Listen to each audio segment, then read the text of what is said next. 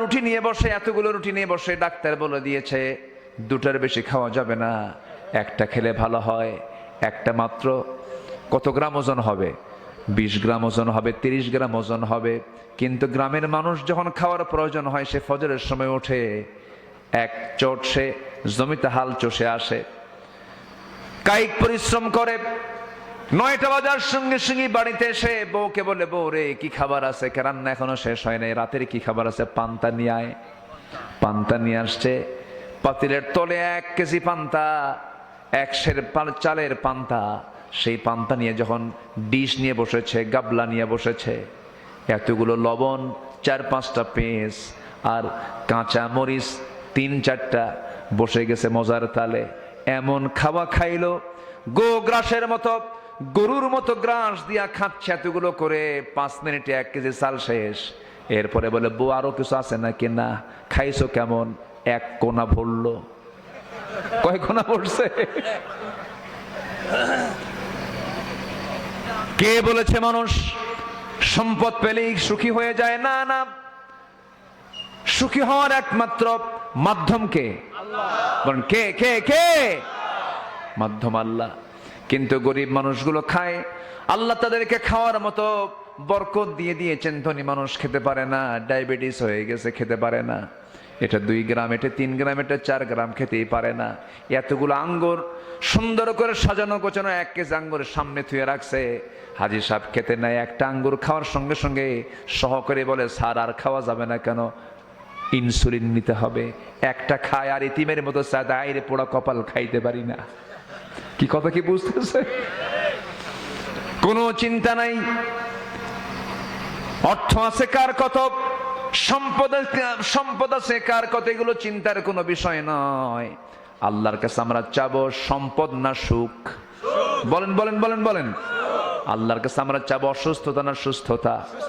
গোটা দুনিয়ার সবকিছু আপনাকে দিয়ে দেওয়া হলো, কিন্তু আপনি অসুস্থ, কোনো লাভ আছে নাকি? কোনো লাভ নাই। কথা তো বিভিন্ন দিকে চলে গেল, আবার লাইনে চলে আসি। ভ্রাতৃত্বের বন্ধনে আবদ্ধ হতে হবে আমাকে আপনাকে। এই উদাহরণ দিতে নিয়ে এক সাহাবীকে টেনেছিলাম, আব্দুর রহমান ইবনে আউফ। আমার নবীজি বলছেন, বিয়ে করছে ভালো কথা, তুমি মোহরের টাকা আদায় করছো নাকি? মোহরের টাকা আদায় করেছি। ওই যে কয়েক সোনা কামাই করেছে, সেই টাকাগুলো, সেই সোনাগুলো দিয়ে বউটাকে রানী বানায় ঘরে নিয়ে আসছি। রাসূল দোয়া করে দিলেন। আব্দুর রহমান ইবনে আউফ রাদিয়াল্লাহু তাআলা আনহু বদরে অংশগ্রহণ করেছেন, উহুদে অংশগ্রহণ করেছেন, খন্দকে অংশগ্রহণ করে চরম জখম হলেন, রক্তাক্ত হয়ে জমিনে পড়ে গেলেন। রক্তক্ষরণ আর বন্ধ হলো না। শেষ পর্যন্ত রক্তক্ষরণ হয়ে আব্দুর রহমান ইবনে আউফ রাদিয়াল্লাহু তাআলা আনহু দুনিয়া থেকে বিদায় নিয়েছেন।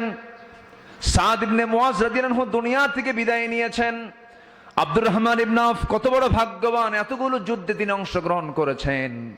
আমার ভাইরা, আমার বন্ধুগণ, আব্দুর রহমান ইবনে আউফের জীবনটা আমি টেনে নিয়ে আসার অন্যতম যে দিকটা ছিল, সেটা হলো, ওই যে মনে আছে কিনা, আনসার সাহাবী বলে ফেললেন, ভাইরা আমি তোমার জন্য একটা খেজুর বাগান দিয়ে দিলাম, আমার 2টা বউয়ের মধ্যে একটা বউ তালাক দিয়ে আমি তোমাকে দিতে চাই।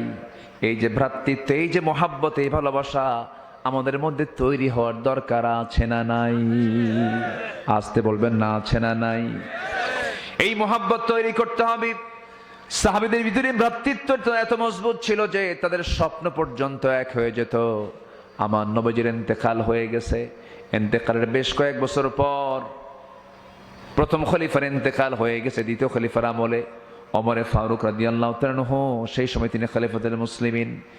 সাইয়্যিদিনা আলী রাদিয়াল্লাহু তাআলা আনহু রাতের আধারে ঘুমিয়ে পড়েছেন বিছানায়। তিনি গভীর ঘুমের মধ্যে তিনি স্বপ্নের মধ্যে দেখতেছেন বিশ্বনবী তার সামনে দাঁড়াইছেন। দরজার কাছে এসে সালাম দিয়ে বলছে, আলী, বহুদিন যাবত তোমার সঙ্গে দেখা হয় না, কথা হয় না। এই কথা বলে নবীজি তার পার্শ্বে শিওরে বসে পড়লেন। অনেকগুলো খেজুর থেকে একটা খেজুর 3 আঙ্গুলে নিয়ে সঙ্গে সঙ্গে সাইয়্যিদিনা আলীর মুখের মধ্যে তুলে দিলেন। বিসমিল্লাহ বলে তার মুখে খাবার উঠায় দিলেন, একটা খেজুর উঠায় দিলেন। তিনি স্বপ্নের মধ্যে খাওয়া শুরু করলেন। স্বপ্নের মধ্যে খেতে খেতে এই ঘুম তার ভেঙে গেছে। ঘুমটা ভেঙে গিয়ে যাওয়ার সঙ্গে সঙ্গে, ঘুম থেকে জাগা পাওয়ার সঙ্গে সঙ্গে তিনি লক্ষ্য করে দেখেন তার জিহ্বার ভিতরে